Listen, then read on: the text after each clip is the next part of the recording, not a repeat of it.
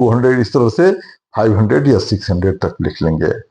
अब जब इनकम का लेवल 0 है ना, तो वहां पर कंजम्पशन, ऑटोनॉमस कंजम्पशन 40 ले लिया, क्लियर।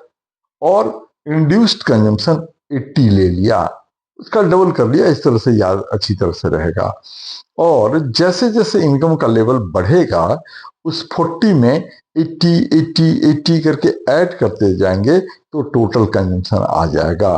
और ये एक बात ध्यान में रखेंगे कि जो ऑटोनोमस कंजम्पशन है उसी का हाफ कर देंगे, वो इन्वेस्टमेंट मीन्स ऑटोनोमस इन्वेस्टमेंट ही पूरे कीनेसियन एनालिसिस में लेंगे, इंड्यूस्ड नहीं लेंगे।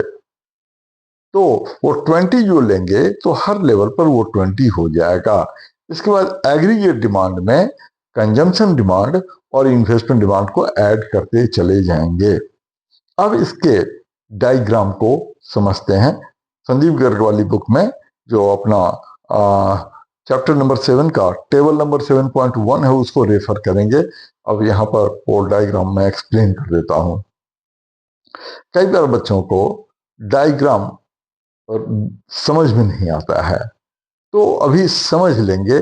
जैसे जैसे बुक में डायग्राम दिया हुआ है वैसे ही मैं एक्सप्लेन करता हूं और वैसे ही लिखने की प्रैक्टिस करेंगे। आज के टाइम पर क्या है, बच्चे कम लिखते हैं, लिखने की आदत कम होती जा रही है, जिसकी वजह से क्या है, एग्जाम में दिक्कत आती है, एग्जाम में वैसा परफॉर्म नहीं कर पाते हैं।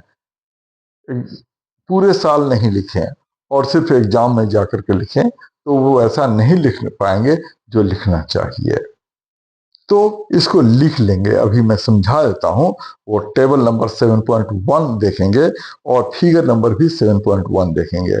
इसको इस तरीके से लिखेंगे, in the given diagram X axis represents income and Y axis represents aggregate demand.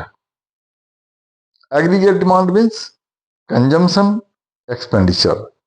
अब सबसे पहले ऑटोनोमस इन्वेस्टमेंट को दिखाएंगे, क्योंकि autonomous investment independent of the level of income होता है, इसलिए ऑटोनोमस इन्वेस्टमेंट का कर्व OR से शुरू किया और ये horizontal straight line parallel to X axis होगा।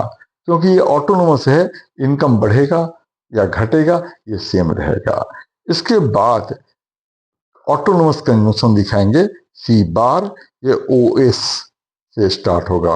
हमेशा याद रखेंगे कि कंजम्पशन का कर्व Y एक्सिस से स्टार्ट होगा above the origin due to autonomous consumption, और ये S से लेकर C तक